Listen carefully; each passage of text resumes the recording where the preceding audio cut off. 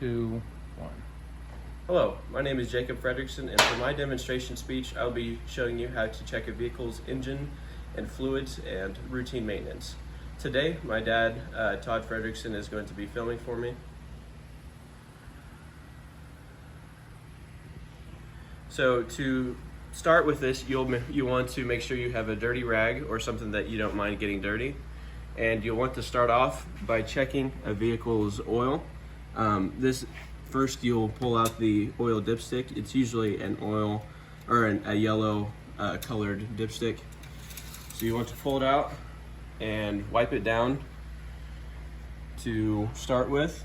Put it back in and then pull it back out and check to make sure that the oil is in the correct location. You'll want to make sure that it's in between these two, the oil is in between these two dots. If it is not in between those two dots, then you'll want to check in your user manual to see how much oil your vehicle takes. And to fill your oil, you'll want to open up your oil cap and fill in through the top here and then keep checking the oil dipstick until it's completely full. So after checking your oil, the next thing you'll want to check is your radiator, which is located right here. This is the radiator overflow. Your radiator is actually located right here in the front where it is air cooled. It is also liquid cooled. This is the overflow, and so by checking the overflow and seeing that there's liquid in here, that's telling me that there is enough liquid in the vehicle to keep the engine cooled. If you would need to fill, on most vehicles, to fill your radiator, there would be a cap on top of it that you would fill in all the way to the top. And then so that would make sure that's full. The next thing you want to check is your brake fluid. This is a little bit different. This is a clear see-through container, and it has a minimum and a maximum. And by looking at this, it is in between the minimum and maximum. So that is telling me that it has the correct amount of fluid. Next thing you'll want to check is the power steering pump. This is what allows you to turn the steering wheel easily. And so this is sort of like the oil dipstick. So you'll want to twist off the cap, look at it, and make sure that it has a correct amount of fluid.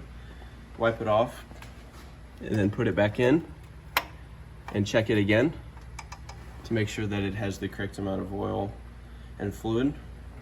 And by doing so, you'll be able to understand how much fluid and oil is in your vehicle.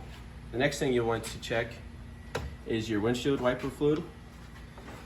To check this, you just look straight down through the lid, and looking at this, I need to add some fluid to this, but I'm out right now.